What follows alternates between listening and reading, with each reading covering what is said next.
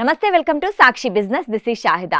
ఆడపిల్లల ఉన్నత చదువులు, పెళ్లి ఖర్చుల కోసం రూపొందించిన సుకన్య సమృద్ధి యోజన ప్రస్తుతం దేశంలోనే అత్యధిక వడ్డీ అందిస్తున్న ప్రభుత్వ పొదుపు పథకాల్లో ఒకటి. పన్ను మినహాయింపులు, గ్యారంటీ రిటర్న్స్ ఉండడంతో లక్షలాది మంది తల్లిదండ్రులు ఇందులో ఇన్వెస్ట్ చేస్తున్నారు. అయితే చాలా మంది తమకు వీలున్నప్పుడు లేదా నెల చివరిలో ఈ ఖాతాలో డబ్బులు డిపాజిట్ చేస్తున్నారు. ఆర్థిక నిపుణుల విశ్లేషణ ప్రకారం ఇలా చేయడం వల్ల మెచ్యూరిటీ సమయంలో మీ అమ్మాయి చేతికి రావాల్సిన అసలు లాభం వేల రూపాయలు నష్టపోయే ప్రమాదం ఉంది.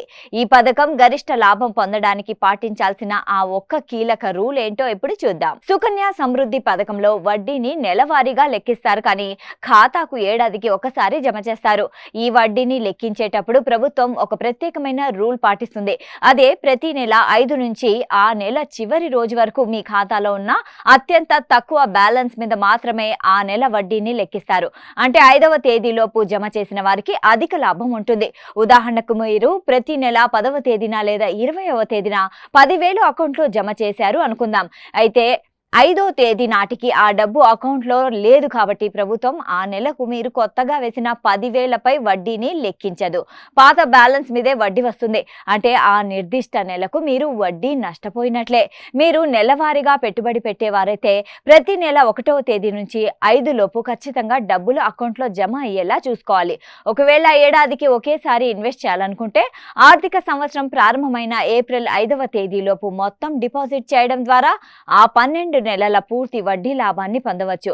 సుకన్య సమృద్ధి యోజన అనేది 21 సంవత్సరాల సుదీర్ఘ కాల పరిమితి కలిగిన స్కీమ్. చక్రవడ్డీ ప్రభావం సుదీర్ఘ కాలంలో చాలా శక్తివంతంగా పనిచేస్తుంది. నెల కొన్ని రోజుల ఆలస్యం వల్ల కోల్పోయే చిన్న వడ్డీ మొత్తం 15 నుంచి 21 ఏళ్లు గడిచేసరికి చక్రవడ్డీ మాయాజాలం వల్ల వేల రూపాయలు పెద్ద నష్టంగా మారిపోతుంది. అందుకే ప్రతి నెల 5వ తేదీ దాటిన తర్వాత డిపాజిట్ చేసేవారు కరెక్ట్ టైంకి డిపాజిట్ చేసేవారితో పోలిస్తే మెచ్యూరిటీ సమయానికి గణనీయంగా మొత్తాన్ని నష్టపోతారు. ఉదాహరణకు మీరు ఏడాదికి 1,50,000 గరిష్ట పరిమితి డిపాజిట్ చేస్తున్నారు అనుకుందాం. మీరు ఏప్రిల్ 5 లోపు డిపాజిట్ చేస్తే మీకు 71.43 లక్షలు వస్తాయి. అదే మీరు లేటుగా జమ చేస్తే అప్పుడు మీకు 68 లక్షల లోపే అందే ప్రమాదం ఉంది.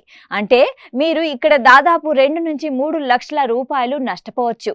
సాక్షి టీవీ ప్రసారాలను నిలిపివేయటం చట్టరీత్యా నేరం.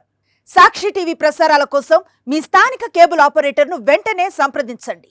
DTHలో ఇంటర్నెట్లో కూడా సాక్షి టీవీ ప్రసారాలను వీక్షించవచ్చు.